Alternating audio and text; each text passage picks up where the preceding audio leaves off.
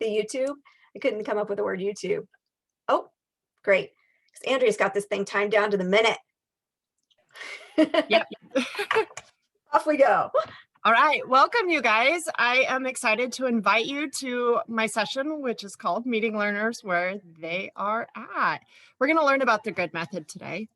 I'm really excited to be with you guys. I am a part of cohort 8 this year, and I have learned amazing things over the last year, and I'm really excited to share those with you today. I actually had the privilege of teaching a much larger version of this to my colleagues here at Salmon River early in March. With their feedback and of course the help of Jill and Teach Better Academy, I am able to bring you my passion today, and I'm really excited about that. When I was hired at Salmon River in 2016, I went alternate route to certification. I had been working at a private school as the director of student services prior to that. And I had made the decision that I wanted to get back in the classroom and really be able to interact with my students again. And so I was on the search for a program that really fit my need as a student and as a teacher. So I did a bunch of research and ended up going with Western Governors program. And their program is a mastery-based program. And so it really gave me a unique experience to kind of what's coming next in education. They allowed me to really hone in on the skills that I needed to become the teacher leader that I am today. They did that because they were able to meet me where I was at. I really appreciated that when I needed to slow down and really take extra time on courses so that I could meet proficiency, I was able to do that.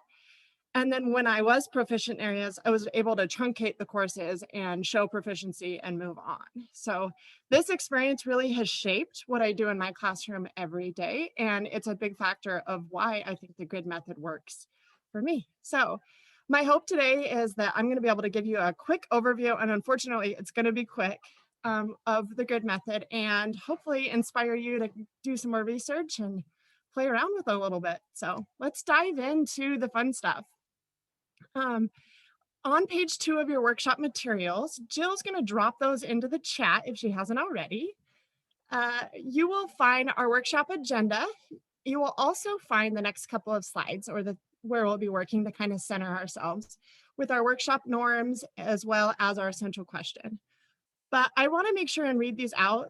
These norms are something not only that I use in my classroom, but something that we also use in our building when we do our district-wide PDs. So I want to invite you to listen in order to understand rather than to respond. Stay positive and remain open to new ideas and ways of doing things. We're going to use our time wisely, and I'm going to try to start on time and end on time. I ask that you ask questions when you need clarification. I speak really fast sometimes, so if you have a question, please pop your hand up.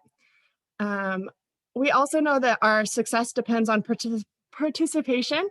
And so I ask that you share your ideas, ask questions, and draw others out. And then most importantly, we follow the agenda and stay on topic, which is sometimes hard when we have amazing teacher leaders in a room. So our essential question for today is, how do we mindfully meet our students where they are at while still providing rigor and engagement opportunities? I know this is something that I struggled with in my classroom prior to implementing the GRID method. So my hope today is that you're going to walk away being able to define and recall the 4 sections of Webb's depth of knowledge, that you're going to be able to make some observations regarding the presentation of the GRID method, and that you will be able to investigate some examples that I've used in my classroom, as well as some from Teach Better Academy, and think about maybe some possible ways for transfer.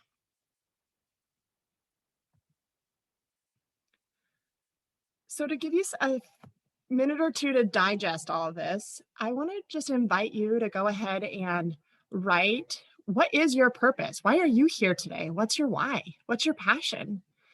I'm going to share mine in the chat as well. I'm going to read it out loud, but I will drop it in there. And if you feel comfortable, I really invite you to do the same. So my passion, my purpose, and my why. I want my teaching to produce learners who are critical thinkers, readers, writers, artists, speakers, and listeners. I want students to understand themselves and their place in the world through various conceptual lenses, I want to produce learners who are able to gain new ideas and perspectives through a wide variety of reading materials, discussions, and viewing multiple medias critically. So I'm going to ask you, take a minute. What's your why? What's your passion?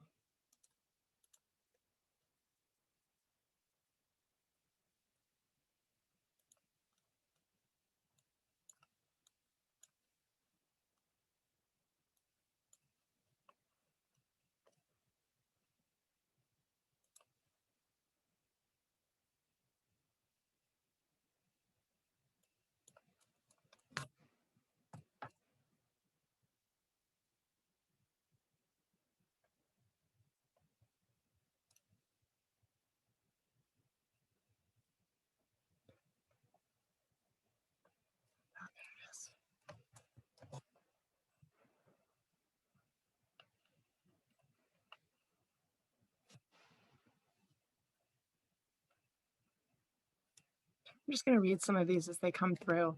My passion is to assure that even the most difficult students are given love, understanding, and learning. I love that. A passion to be a better teacher for all of my students. I'm excited. This is the place for you. You're going to learn a lot here. I want to share inspiration, make others feel capable and confident to go forward and chase big ideas or dreams. I want to continually grow myself so I can have a greater capacity to support others as they grow. Yes, Sierra, very much so. Let's see, passion, helping students find their spark through understanding that they can learn anything. Jill says her passion is supporting teachers to claim their place as experts in the field. Kendall, my passion is creating a learning environment where all students, educators feel safe and inspired to be the best and always seek growth. I'm going to read a couple more. I see Brooks here. It says, I love connecting with kids, helping them learn to love learning and growing and to ensure that they are critical thinkers and citizens. And from my friend Sam, who's also in my cohort with me, she writes, I want to support my students to be confident, kind, and critical thinkers who can positively change their world.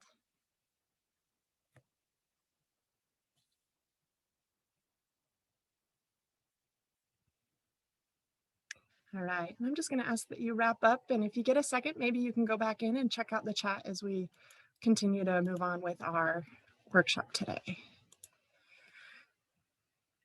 On page, give you one more second, actually, let you wrap that up before I start speaking at you.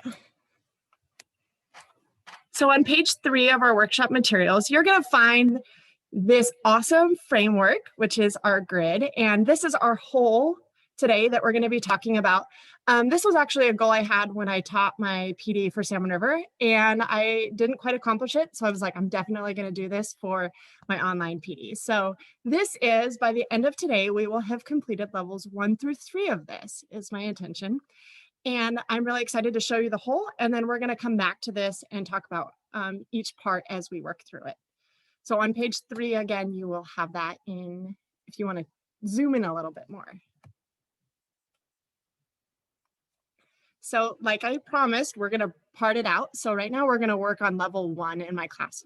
And just like I would in my classroom, a level 1 would be a define and recall. And today, my hope is that we're going to be defining and recalling Webb's depths of knowledge.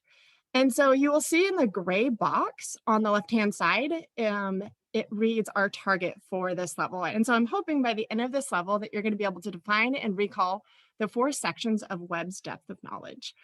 You'll also find a link right there, and Jill was going to drop it in the chat. So we're going to do most of our work for level 1 on our group Padlet. So if you want to take a second and go to there now, it should look like this.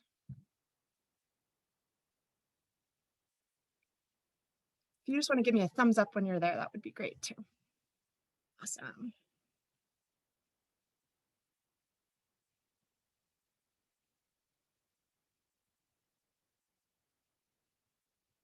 Thank you.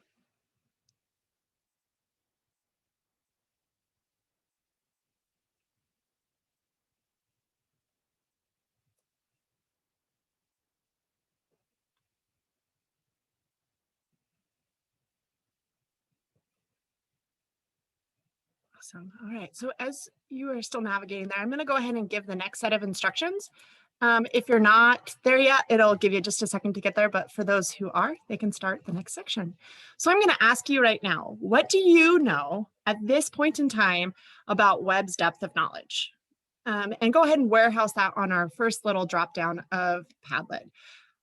I also want to make sure and point this out that before I started working with the grid method, this was not something I was proficient in. This is something that I am definitely learning how to master right now. And I actually use a cheat sheet when I start to build my grids still to this day after a year of doing this. So no matter where you're at, it's okay. Just go ahead and drop in maybe your first thoughts of it. We're going to spend about 2 minutes doing that.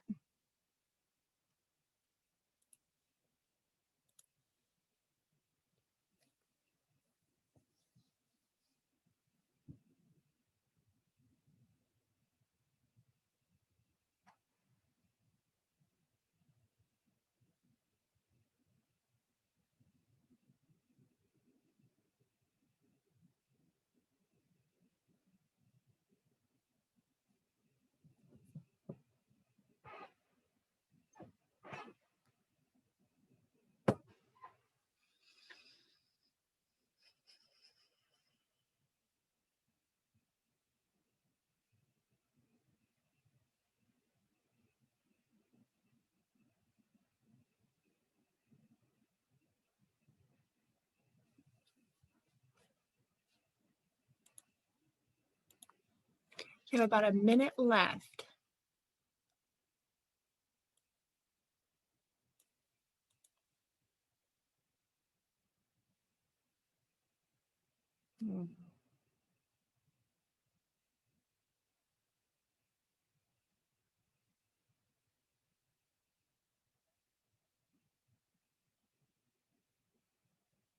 I love how honest people are being with, this is the first time hearing of it. I don't recall any knowledge of any information.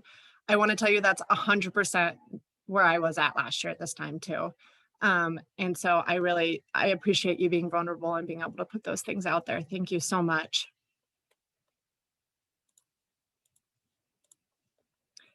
I'm going to ask that you wrap it up. You have about 15 seconds.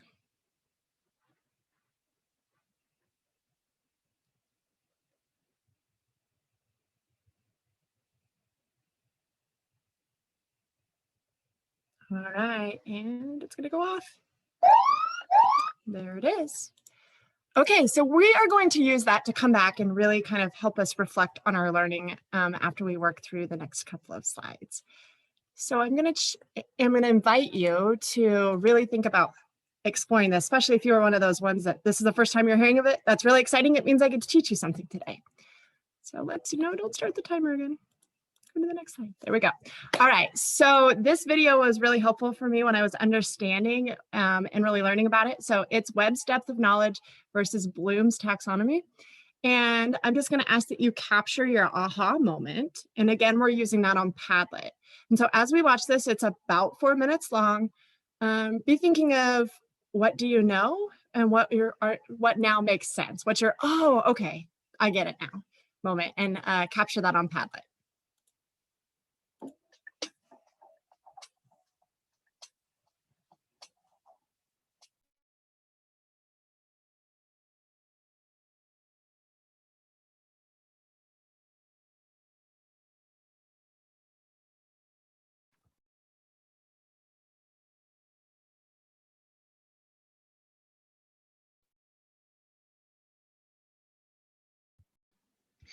Can you share the computer sound through Zoom so that we can hear the video? Hear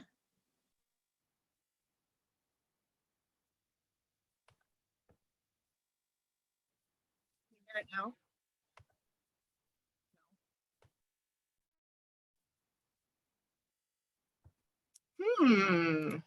I don't know if I know how to do that. Andrea, go ahead and pause the video.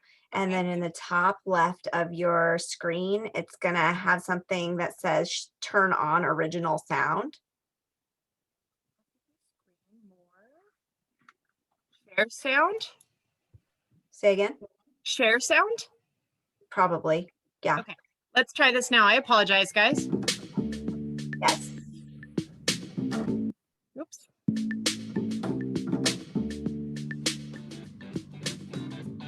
Bloom's taxonomy versus Webb's depth of knowledge. Bloom's taxonomy was developed by Benjamin Bloom in 1956 and revised by Lauren Anderson in 2000. Webb's depth of knowledge was developed by Norman Webb in 1997. Norman Webb was a research scientist who came up with the depth of knowledge system. So, what is Bloom's taxonomy? Well, it's a framework for classifying learning based on different levels of cognition.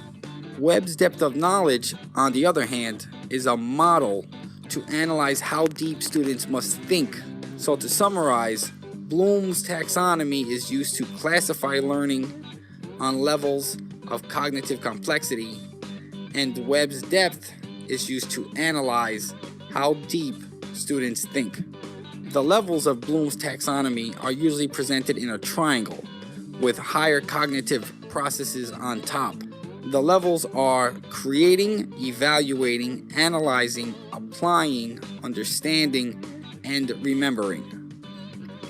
On the other hand, Webb's depth of knowledge is presented through a 4-level circle. The level includes recall, skills, strategic thinking, and lastly, extended thinking. Now, Bloom's taxonomy was created with a purpose for educators. It is intended to be used to write learning objectives for tasks. Webb's depth of knowledge, on the other hand, aims to evaluate thinking process. It is used to examine how deep a student learns the material. Bloom's taxonomy specifically focuses on verbs to classify levels of thinking. The taxonomy offers verb tables that are said to correlate with various levels of the taxonomy. Webb's does not focus on verbs, but rather focuses on the process of thinking. With Webb's, teachers should look to identify the type of thinking going on inside the student's head. You will notice that Bloom's taxonomy is leveled with steps. Bloom's taxonomy is a hierarchy with higher thinking levels on top.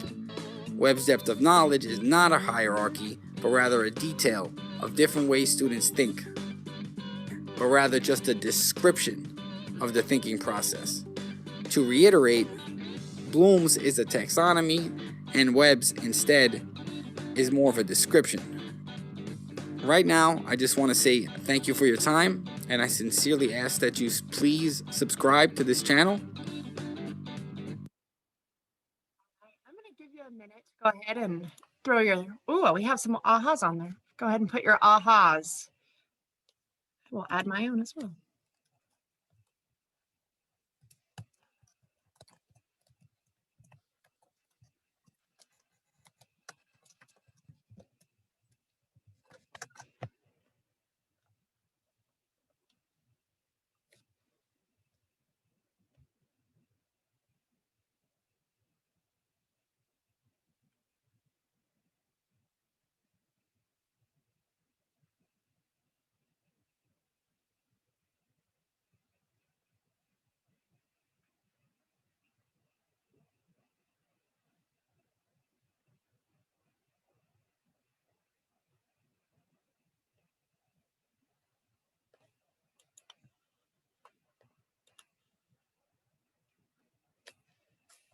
All right, I'm going to give you a minute more to wrap up your thoughts, and you're going to be able to dig a little deeper into this in our next slide. So if this feels really quick to you, know that I have something embedded coming for you next.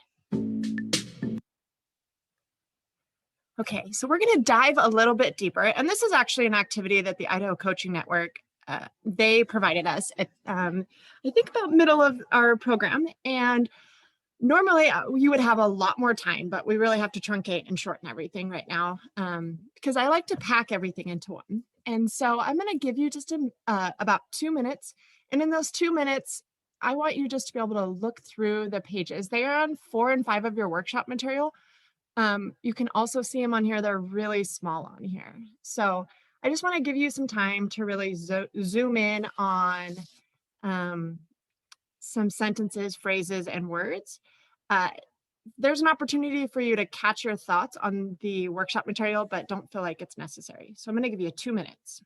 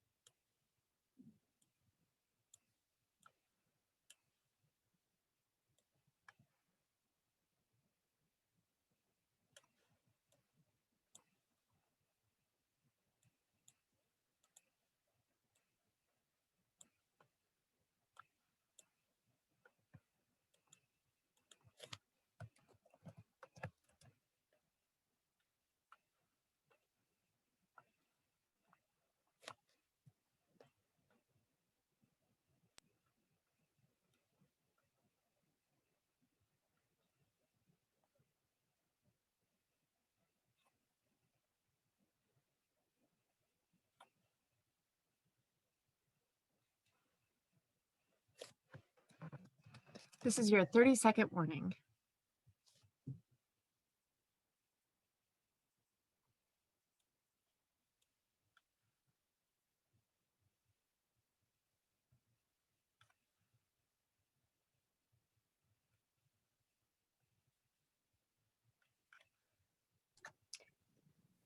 Kendall, can you make me co-host?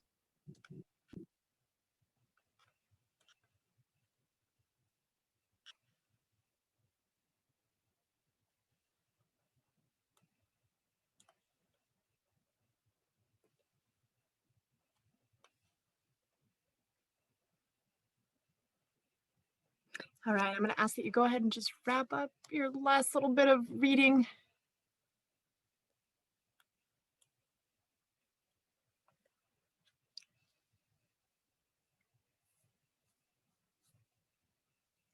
So this visual, when I was doing some research for this, really kind of put it all together for me. It was a great practical application of what DOKs look like in our own world. The game show analogy is helpful for helping us understand the difference between difficulty and complexity. For example, Jeopardy is not very complex. Either you know the answer or you don't, but Jeopardy is really hard. It's difficult. So it's important to remember that a DOK is not about making assignments harder, but about helping instructors create rich classroom environments where students learn at the highest level possible. I really want to, a story that I have written down that I want to share with you is when I first implemented the grid method, my very first experiment in my classroom with it, I had a student who in a whole group setting was above and beyond. She was amazing. You would think, oh yeah, she has no holes. She's fantastic. And so when I was able to really break apart a unit and a novel that we were studying, I had a really cool experience with her. I realized that she really struggled with DOK1. She really struggled with defining and recalling things. She was really great at the practical application. She was really great at strategically thinking. She could create and extend her thinking, but she really had a hard time with vocabulary. And because I was able to break apart the different levels of learning and thinking, I was able to catch something that had been missed through years and years of instruction. And so this is just like one example of a way that I'm meeting my learners right now in my classroom. And we're really able to like zone in on, oh, okay, this is where the hole is. It's not over here. It's just this small little thing. And once we get the skills that we need to be able to work on that, we're going to be able to extend our thinking and really have a higher level. So DOKs are an essential part of the grid method and something that I know personally, now that I have done some research on, that I can't live without in my classroom. So I'm excited for you guys to get an opportunity to check it out and to experiment with it. I just want to kind of zoom back in on our whole here. We've done now what I call learning opportunity 1, where you guys went ahead and put your Padlet on And then we watched Learning Opportunity 2, which is where we talked about webs versus Bloom. And then we quickly had to look at analyzing web structures. And now you get to do a game show, which is GimKit. And if you're not familiar with GimKit, my middle schoolers, the first thing they ask when they walk in the door every day is, are we doing a GimKit today? Are we doing a GimKit today? And so I'm gonna go ahead and invite you to go to gimkit.com/live. You might want to try to have this handy in front of you, which is the page, I think 3 of our workshop materials that I just had you dive a little deeper into. And we're gonna play a game show together. So the code for it is 52575, and I will drop that in the chat. Oh, Jill's on top of it. Thanks, Jill.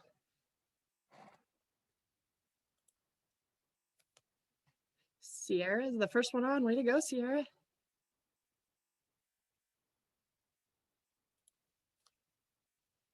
And so as you're logging on, this is a really fun way. So you can purchase different things as you start collecting money. You can purchase, it'll say shop, go and click shop. It'll also show you the right answer as well. And so another great part about GimKit is it is a really great way to have students practice the define and recall. It's a lot of drill and practice. So we can do this as a whole group setting, but I can assign homework with it, and my students can practice it on their own. So if you aren't familiar with GimKit, it's awesome. It works with Quizlet as well. They merge together very nicely. And they have all different modes. There's a mode, Among Us, I think is what it's called, and a bunch of other like Avengers and stuff like that. The kids love it. So Pictionary, a great tool. All right.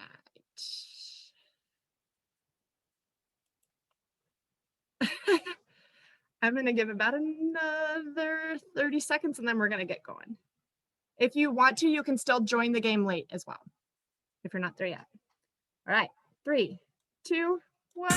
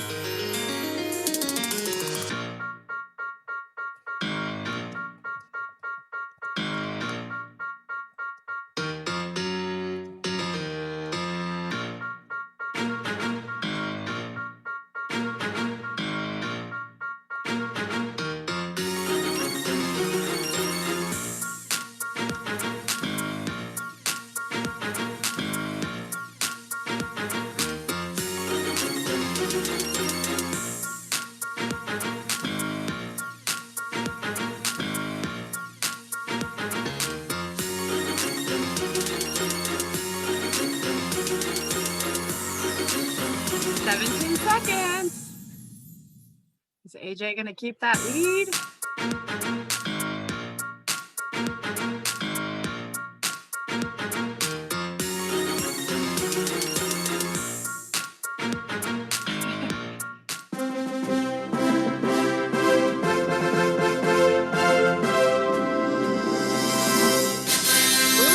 Heather pulled ahead right at the end. Way to go, Heather.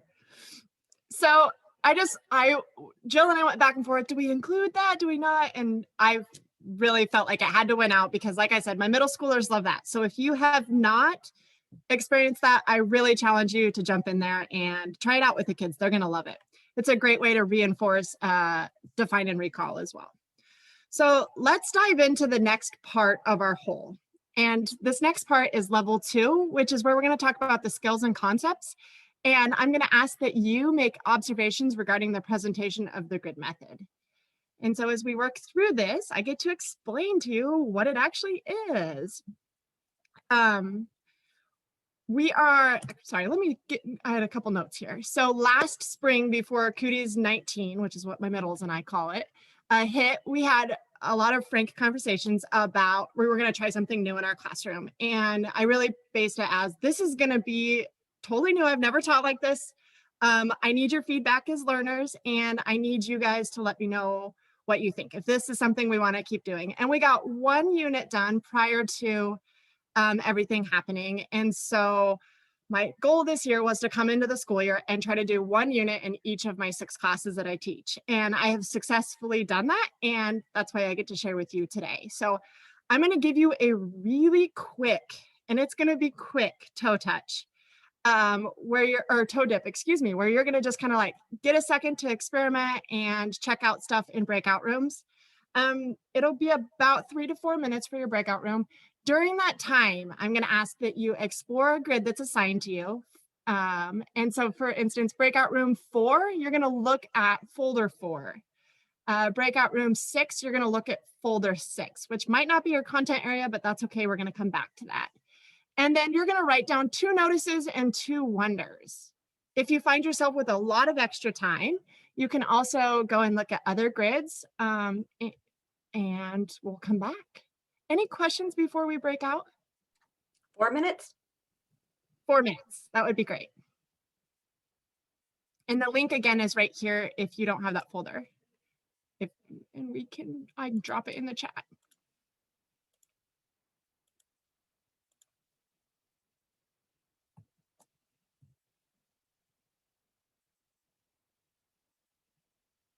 Okay, click on that link so you have it. Open it up because when we move into the chat, it will disappear. The chat changes. Here we go. We ready? Good luck. Have fun. You may need to click on a join window somewhere.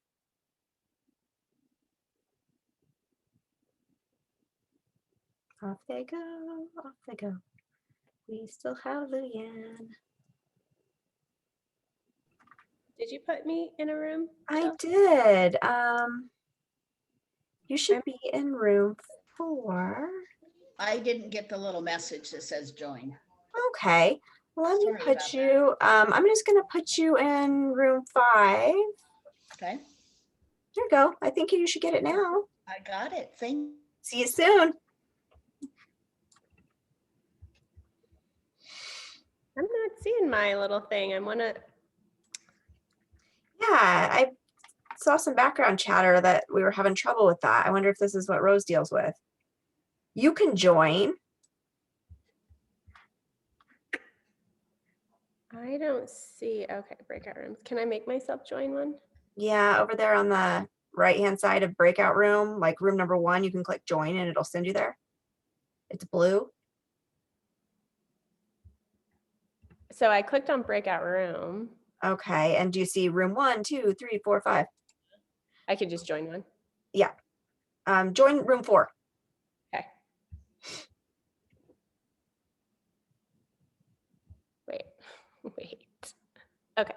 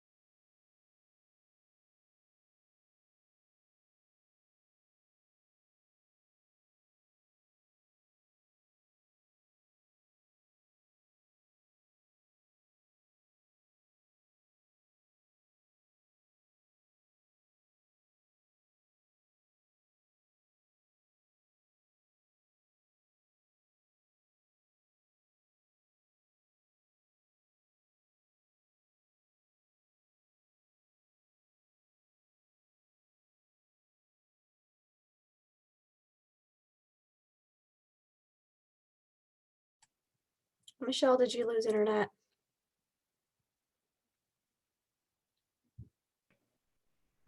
Yeah, I actually had to run an errand and now I'm just back in. I was hoping to be an observer for a bit. Do you want to join a room or just hang out for a minute and then I'll just come hang back out. to the whole group? Yeah. Okay, great. Thank you.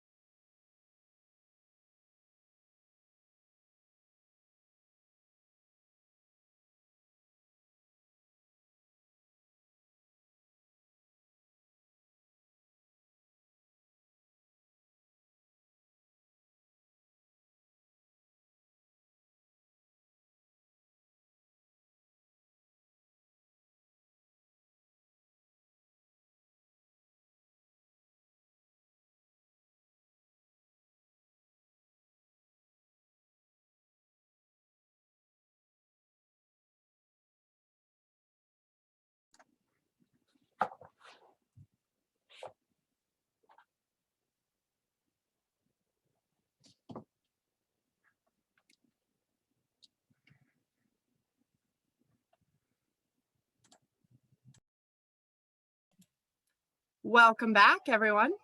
That probably did not feel like enough time, huh? Well, I'm going to give you an opportunity in just a little bit to go ahead and explore further, which takes us to our next slide. If you want to go ahead and put in a content area for Jill for the next next breakout room, hopefully you should be able to go ahead and just type right in that slide. So if you want to look at ELA for our next breakout room, I'm going to ask that you just put your name in there. And it needs to be the same name that is on your Zoom so that Jill Andrea, knows where to put you. Yes. will you share your screen? Every time we go into breakout rooms, it stops doing that. Thank you. It's the Zoom thing. It's the Zoom thing. I Yeah. am not great with Zoom. I am learning, you guys. And Like that. if you didn't have the slides up and following along because you were just watching Andrea's screen share, you can click on the link in order to open your own deck that you'll be able to edit and write your name in there. Thanks, Jill.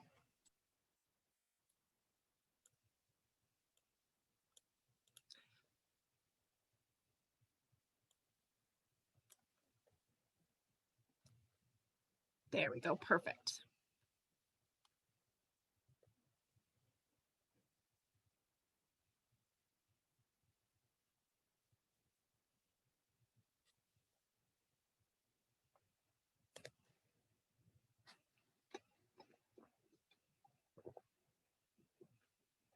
And if you're having a hard time accessing the slide deck, I'm sure you could probably just drop in the chat where you wanted to be and Jill can put you in there from there. So that's a workaround.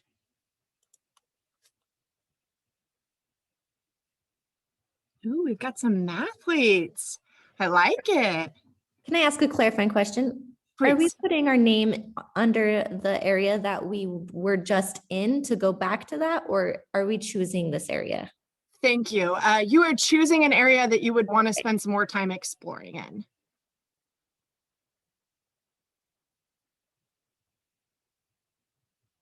Yep, first and last name is going to be really helpful.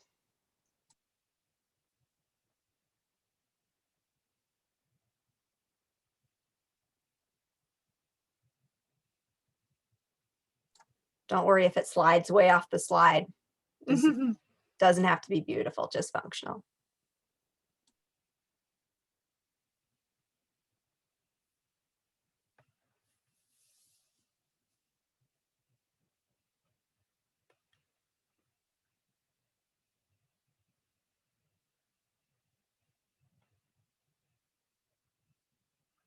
All right, I'm going to ask that we're going to give this just another minute or so, and then we're going to move on because we've lots of good stuff to go through. And I want to tell you about the things I love about this program.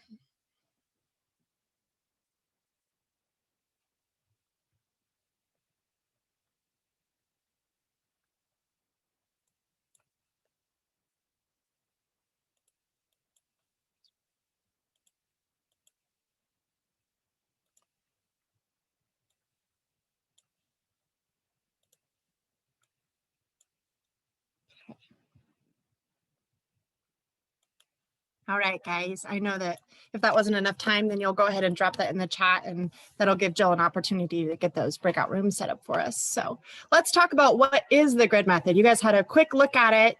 I've shown you a whole, I've parted it out for you, but now let's talk about what it actually is.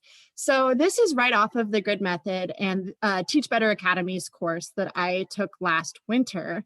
And I'm just going to read it to you because they do a great job of explaining it. So it's a mastery learning system that is student-paced, competency-based, where learners work through a mastery grid.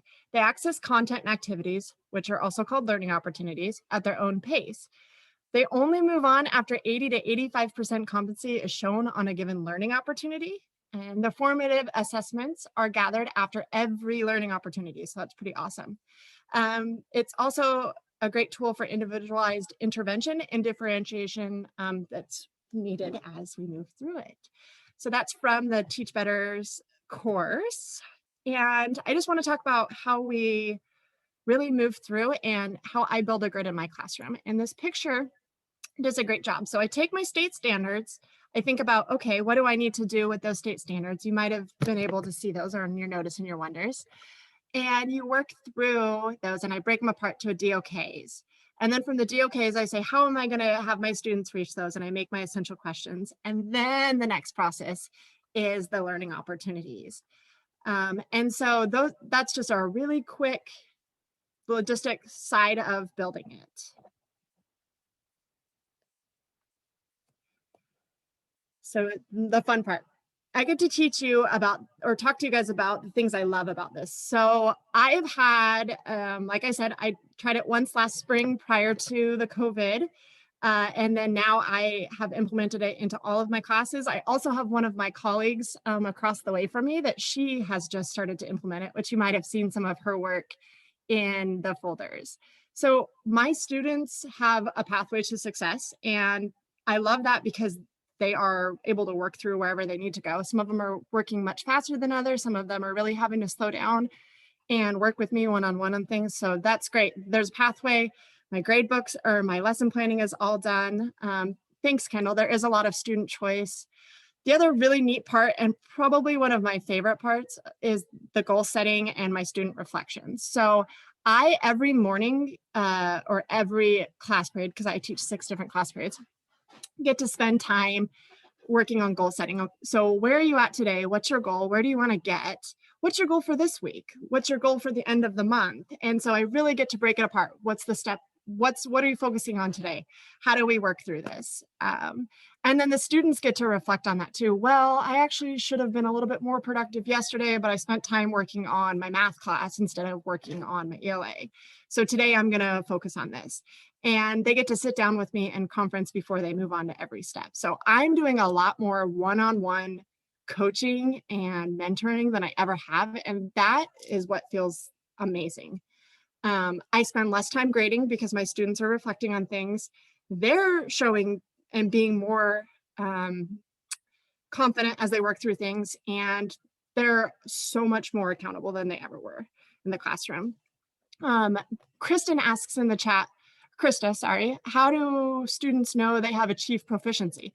So you're going to be able to see that when you zoom in. There is a target on every single one of my level 1s, or every single one of my levels. So they'll know they've reached proficiency when, and then there's a short little target. You have to do this. And so they come to me when they're done with the level and they say, Ms. Hale, I finished level 1, can we conference? And we sit down and we get to work through their learning opportunities, their formative assessments. And I get to say, yeah, we need to tweak this one little part, or yep, you're good to go. And then they go ahead and move up. And so do students have trouble with backlog of students who need to conference? Great. I love all of these. These are great. I'm just actually going to skip to the logistics because it seems like a lot of our questions are coming from there. So I love that. So I use Google Classroom to warehouse all of my materials, which actually takes a little bit of work on my end because I have to put everything up there for a unit. But what I found is that doing the work first gives me a lot more time to conference in my classroom. So this picture over here, you'll see what my classroom looks like. And then students will do a do now at the beginning of every class. There's a link in there that you can preview at another time. And the do nows give me the opportunity for the backlog of conferences. So it might say something like, I need to meet with you today. And so the first 5 minutes of class are always me going in and checking in. That's where we do our goal setting. I get to check, are you stormy? Are you windy? Are you happy? And so they just check that. It's a quick check-in with me. And then I get to say, okay, I need to meet with so-and-so today and so-and-so tomorrow. And it works out really well. We also have, to answer that question, we've worked a system out where the students just sign up on the board. I need to work with Miss Hale today. And so I'll be like, okay, you have 5 minutes, 5 minutes, 5 minutes. And I haven't had any problems so far in my classroom with a backlog. I use Edpuzzle. It is a lifesaver. One of my goals is to make my own videos next year, but I haven't done that yet, which is great that I'm able to access those. And then I also allow my students to be thinking partners if they're working smart together. So if they're supporting each other and really pushing each other, then they get to work together. Oh, also really good point. My ELA classes keep a portfolio style of work, which is another way that I can match that they're meeting their proficiency. So things that I'm still working on, grid method, Teach Better Academy suggests that you have an open time period. That hasn't fit my need as a teacher. And so what I do is I close a unit on a certain date. And there's still some tweaking that is coming with that, but it's worked so far. For instance, the kids will move up as far as they want. If they're going to exceed, they have to be at a level 5, which is like extra work or extra learning opportunities, not work. And then the hope is that all students will be at a level 3 or level 4 by then. Collaborative experiences are something that I'm also still working on. I want to make sure that I'm honoring our whole group time and that the students are able to work with each other. So what I've been doing is saying, pause, today's not a good day, today's a group day, and finding activities that enhance the classroom and enhance the essential question and the themes that we're studying within our class. And then the last part before I'm going to open it up for questions and then give you an opportunity for breakout rooms will be the progress trackers in my classroom. So this one right here is actually a game board where the summative assessment in my art class was they made a game board teaching an elementary student about the elements of art, sorry. And so they kind of worked through it. And one thing I really want to point out here is that you can see where the students are, where their learning is and what's taking place with it. I still have some back here that just needed a little bit more work. I think this is line, texture, and shape. So they just needed a little bit more time to really master that. But then you have the student over here who has gone through all 7 elements and he has shown proficiency all through those. And so that's what I really like about this tracker that we use in our room. The last part is, or the second part, if you came in my classroom right now, you would see I have a huge grid and students just write their names. And that's also a way for me to track where they're at. And that's exciting. They're like, can I move up? Can I move up? Am I good to go? And so it's kind of a motivator as well. Okay, I just gave you a ton of information and it was really fast. And I know that. So I'm going to give you a minute to drop some notice and some wonders or something that's really like, I need her to answer this right now for me into the chat. And then we're going to break out into groups and I'm going to give you some time to really zoom in and look at these things.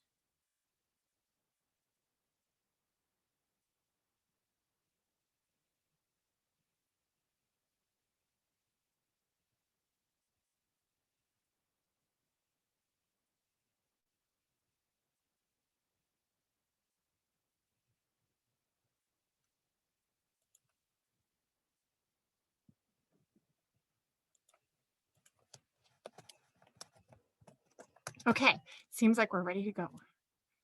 I'm going to drop us in there. I'm still processing. Oh, Vicki, this is a lot. Thank you. Are you ready for us to go into breakout rooms? I think they started coming in right as I was saying that. Sorry, it stopped mid-sentence. Oh, look at that. Yeah. Okay, lots of these are celebrations and noticing. Yeah, the science is something that we're still, my science teacher and I have been talking a lot about for the science comment on there. How do labs work? And that would be kind of what I would say would be a pause day.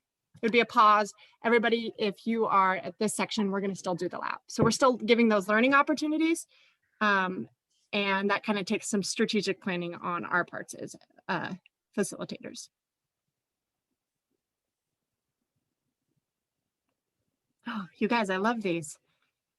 I wonder how it would work with different curriculums. So I teach ELA, art, study skills, geography, and a reading lab class. And I don't have the same curriculum for any of those. And so it really does meet and support. I just kind of pick and choose what I want to implement into these guides.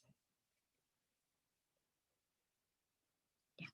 Okay, I want to make sure that you guys have a lot of time to really explore where we're going with our next breakout room. So we're going to part out to level 3, which is strategic thinking, and it's the last section of today's session. So while you're here, I'm going to ask that you go ahead and, if you get an opportunity to look at student surveys, they're on there from my students. You can dissect a grid, whatever grid that you signed up for, and then complete your compass journal, which is in, 7 through 9 of our journal. And that compass journal is going to, it should look like this. So it's going to kind of serve a purpose at the end where we have a quick discussion of things that are still worrying us about the grid method, things that I can do to support you for your needs, excitements, and then some stances or steps. And so during your breakout room, you're going to look at student surveys. If you get a second, you're going to dissect a grid, and then you're going to complete your compass journal points. If you get time, you can share a thought out with your partners. I encourage you to do so. And then if you're really awesome with your time, you can also go ahead and watch the video on the Do Now sheets. Any quick clarifying questions? Where do we click to find the grid that is related to the subject that we chose? Good question. So the same place we were at before should be, I'll drop that back in the chat. I'll do that right now. Copy. Everyone. Drop right there. And then, so for instance, if you signed up for science, you're going to look at 6. If you signed up for art, you're going to look at 5, ELA, and so on and so forth. Any other questions? All right, Jill, you want to take us away? You have 10 minutes in these rooms. Perfect.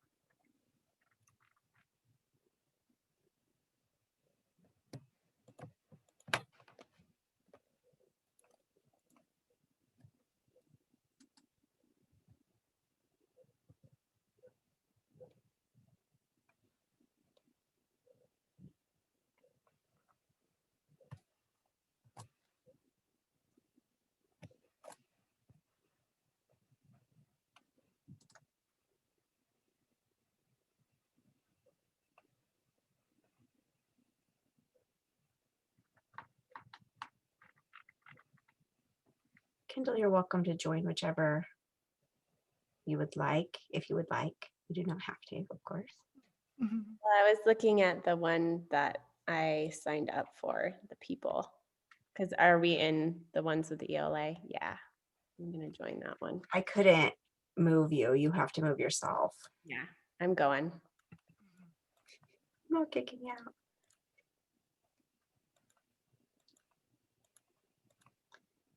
Okay, Andrea, when do we finish this session? Yeah, we're going to be really short on time. My Socratic method's probably not going to happen. Okay, it goes to 11:45. So 8 minutes from now, they're coming back. That's 11:35. So you'll have 10 minutes to wrap up. Mm-hmm. What would you like to do with that 10 minutes? What's the most pressing thing?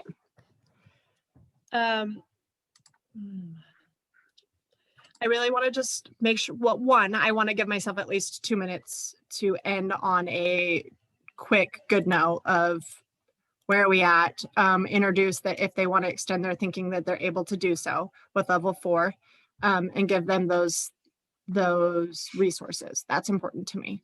Yeah. And then I think I think we can still do our 4 minutes each of the Socratic method. So 4 minutes with math and science groups, 4 minutes with reading, ELA, and art, and just be good with that. And that's whole group. There's no breakouts, right? That's whole Okay. group. So if they want to just unmute themselves and just kind of discuss some of those things, I'm going to go ahead and do that. I feel like I have been a whirlwind and have not explained it very well. So I'm sure that there's going to be a lot of questions and stuff, but we shall see. I think it's going to be fine. I think right now they're going to be working those things out. And so they'll come with a clearer understanding because they're going to look at it after you've given some background. I hope they don't get stuck in the student survey because it's super easy to get stuck in the student survey because it's so interesting. I could have probably read it forever, but maybe that's me and the way my brain works. Right. Any which way they're getting what they need because of the way that you set it up. Well, thank you. Hopefully. It's going, I feel like I'm talking so fast. I'm like, I got to slow down a little bit. No, but yeah, we'll do that. We'll fine. do 4 minutes of the Socratic method. And then at 43, I just need 11:43. Give myself that note. We're going to wrap that up.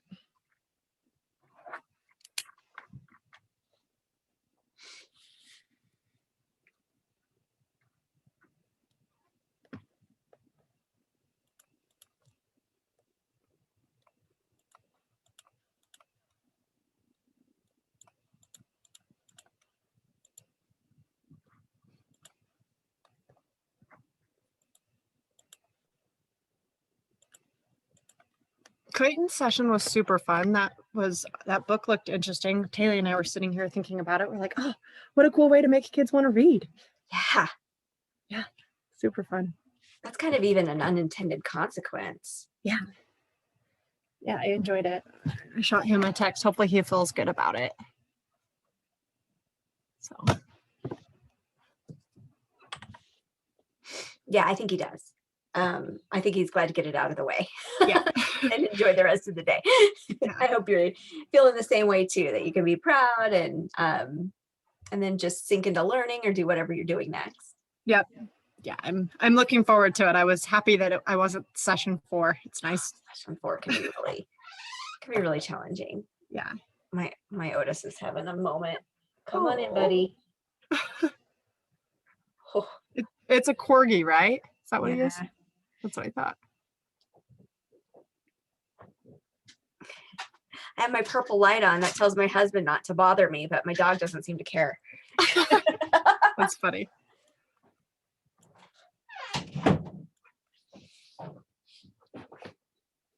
You had a huge session. Lots of people are getting 2 or 3 or 4 people. Oh, really? Yeah. So celebrate that. That feels good.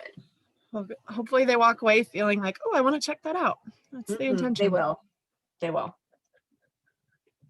You might mention Teach Better Academy again at the end. Yeah. Because I've learned so much just by tuning in on Facebook when they're live or going back and watching them later. Yeah, their live grid sessions, I think, are so helpful. And they're doing a new series now. I can't remember. I watched so many things. I can't remember what it's called. Focus on the focus or something. Yeah, they are like super, amazing. Like I've messaged Chad Oswaki, I think is how you say his name, like a couple of times just with like some questions that we had here. And he's like quick. He gets back to me. Yeah, what other support do you need? Like, I'm like, wow, you are amazing. Oh, that feels really good. Yeah. All right, now I want to help. What do you need, buddy? I don't know how to help you. I don't know why you haven't figured out how to talk in 13 years. No, I still am trying to do this. Anybody?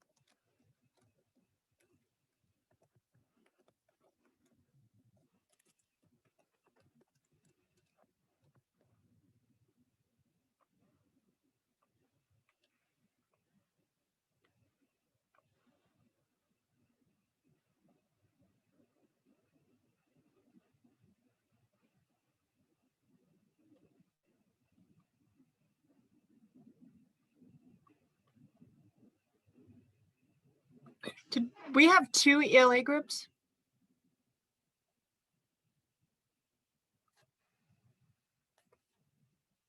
Yes. Okay. 2 ELA and 2 whatever the other big one was, science. Oh, I just wanted them to have more of an, was it science? Math had so many. okay. Just That's wanted them to the have an opportunity to talk to fewer people, right. but they're all in the dock at the same time. I didn't think that mattered much. No, not at all. I think there were also, I think ELA has a couple different units in there. There's 7th grade and there's also 6th grade. So Okay. they should have been able to kind of explore which one they wanted.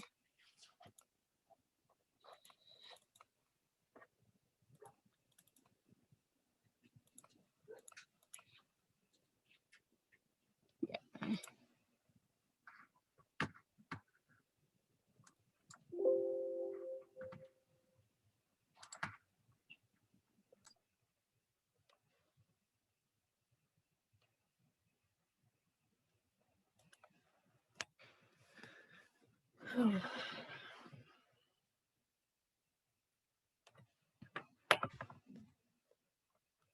All right, they're coming back in just a second.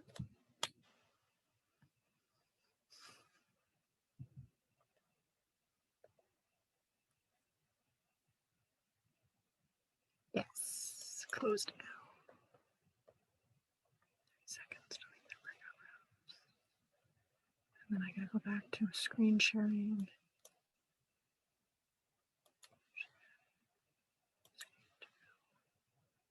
Share that back out. Can you see my screen again, Jill? Yeah, it's not Okay. in present mode, but I can see it. Perfect. I'll put it in present mode right now.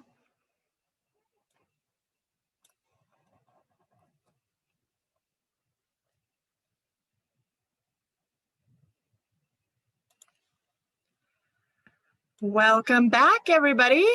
Hopefully you were able to really get a second to dive in and explore the grid method. I'm excited for us to share our thoughts, our need to knows, our excitement, our stances and steps, and our worries with one another. We're going to do this with a very shortened version of the Socratic seminar. And so in round 1, math and science, if you checked out those grids, I'm just going to ask that you go ahead and unmute yourself. We're going to have 4 minutes. And in those 4 minutes, you guys just get to talk about what you need to talk about. What is speaking the loudest to you right now? What do you think we need to say? And what are you still worried about? So I'm going to go ahead and I'm going to mute myself. And if you were in the math and science, you have 4 minutes. On your marks, get set, go. This is Kathy Frank. I got lost for a while, but I found my way eventually with some help. But I really liked the way that things are set up, so there's the student can choose different ways to learn, and makes their learning of a certain concept different and inviting. That's what I liked about it. One thing you talked about in science is that a lot of times the way you'd structure a science unit is you'd want to do the bigger project at the beginning before they've done all of the lower level stuff, because otherwise they'd know, like, you want to present them and have them kind of derive and figure out and do inquiry. And if you've already gone through all of the terms and definitions and all that, they'd know the answers. And so that it almost seems backwards in science. You want to start with presenting opportunities for them to engage without having them have done all of those define and the lower level stuff first. Like that's at the end more, so that could cause some problems, because then the higher students who would go through that really fast wouldn't get to do the inquiry piece of the lab because they'd already know what's going to happen. I really appreciate you sharing that out with us. Thank you. I don't have any actual experience teaching science so far, so thank you. What else is speaking to you guys right now? I'm still really worried about how to connect it to my curriculum that I am having to use. Mm-hmm. So we use CPM and I'm not sure how that would, I like the idea of it because it's like the student engagement part But applying it to something that I have to use might be harder. Might be harder, yeah. So the two that math and science actually got a really unique perspective because they looked at actually Teach Better Academy stuff. And I'm going to drop a link to the resources on there, Stephanie, but maybe afterwards you could go in and look through. Their math is exceptional, especially their middle school math. I've kind of taken a peek at their stuff. So they actually, I think I saw on there that they have a CPM, right? Because that's what we use as well. Okay. Grid on there. So I'm going to encourage you to go check that out and I'll send that to you. Okay. What else, guys? We have about 48 seconds for math and science. What else do we need to just put out into the universe?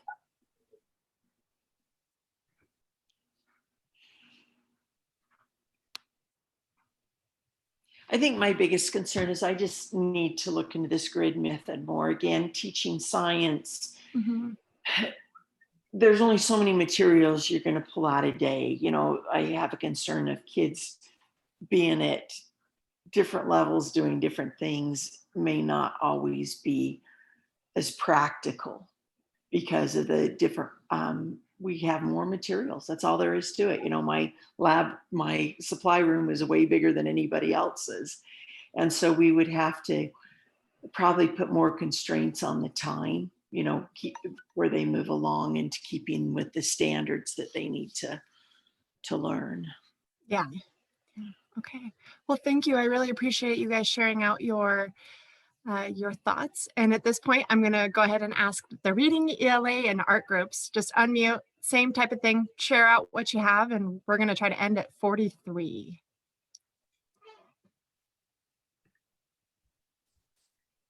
My biggest thing was how I wonder if students have to, if it's completed in a process, like you have to complete 1 to get to 2 to get to 3, or they can complete at different levels, because at the very beginning of the video about the difference of levels of learning is that it's the depth. It's not like Bloom's where you move up the ladder in essence.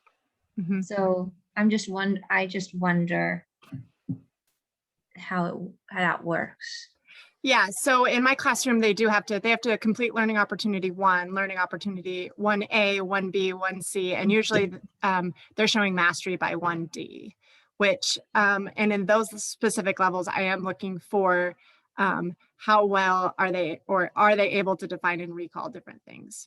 So yes, it does, it's a completion. They have to complete it in order to move up.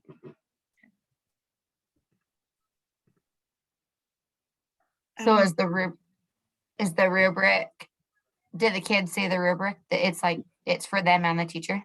Yes, 100%. They sit with me. They actually self-reflect prior to meeting with me. So that's one of their requirements. They'll have a self-reflection done and then we will sit down and go over their self-reflection. So they're very much a part of their grade. That's cool. That was one of the things that my partner and I talked about that we liked, is the transparency and like talking to kids about why they're doing what they're doing, and haven't given them, like, they're a part of the plan basically. So I think it's so sincere. And I'd like to piggyback on what Taylor just said. She was my partner that we talked with, and that transparency, it gives the students an opportunity to advocate for themselves where and how their learning is going to take place over time.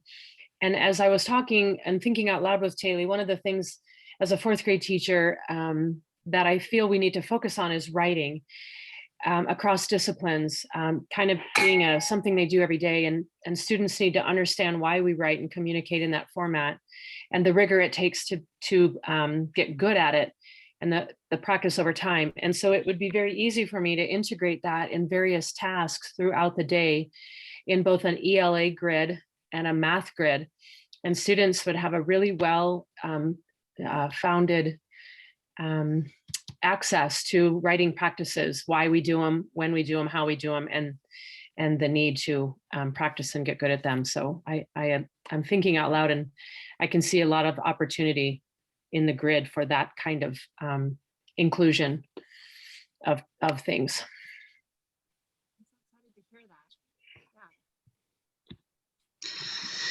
So I have more of a comment that's kind of over encompassing of this. I think this is phenomenal. I'm just looking at this as a old SPED teacher and knowing a lot of autistic, that this is a lot on these slides, a lot of visual that is completely overwhelming. And I even found, and I know it's very artistic and appealing, and I can see where it would work with a lot of the students, but I just wanted to put out there that there maybe a little less is more. Thank you, Penny. And I actually, with a unique experience, I have a student who I have actually been able to create some inclusion type grids for. And so in level, if you get an opportunity and want to go back in grids or folder 4 for ELA, there is a 7th grade ELA with inclusions. And so there's examples of how I have been able to modify my learning to meet my student that has some of those same needs. And so I definitely want to acknowledge that I do understand that. And that kind of breaks down to when you build the grid and you really understand what are the must do's, can do's, and should do's.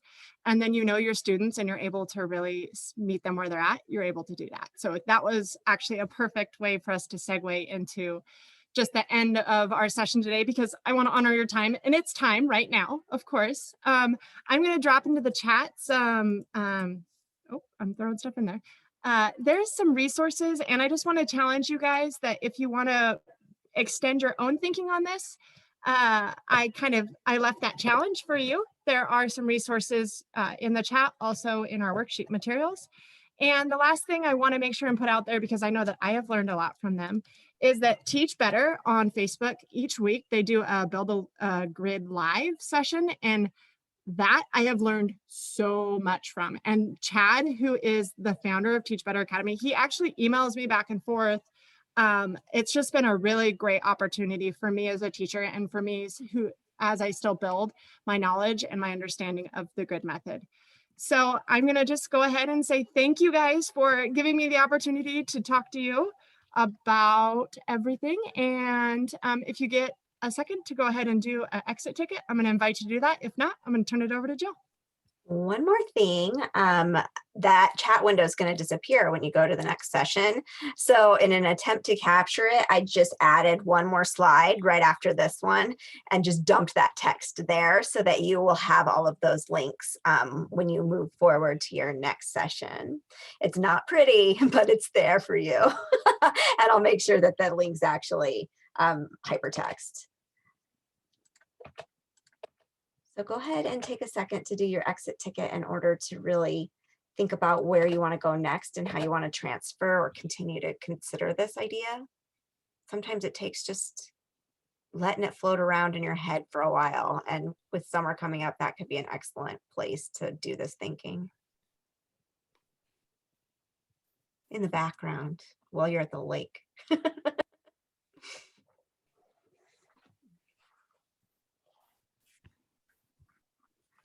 Oh, never mind. They were on slide 33 the whole time. And where do we do our exit ticket?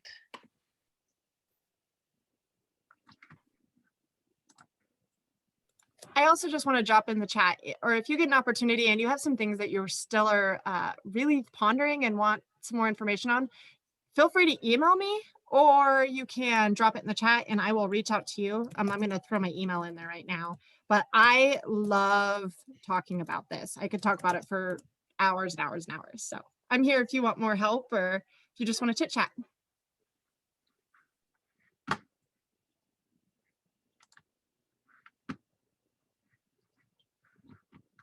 Your next session begins at, well, your next session is lunch. It begins at 11:45 or 10:45. If you're in the north, you get to eat brunch. And then it's an hour long. So our next sessions begin at 12:45 or 11:45, depending on what time zone you're in. Andrea, before you head out, could you make me host again, please? Sierra? Yes. I will. I am doing such a good job of learning how to use this for the first time. You are doing such a good job. Doing Doing such a good job with your good language towards yourself. Let's see. So I just can click on you, right? And it Oh, says I'm- you're host still. I am. Jill, did you do that? I am host. I think I did it. I think I was host. Oh, perfect. Thank you, Kendall. I didn't realize I was host the whole time. Okay, am I recording or am I stopped recording? It is still recording, I believe. Okay, well now you're gonna have to stop it because now you're the host. That's Bye, everybody, as you leave. I am recording.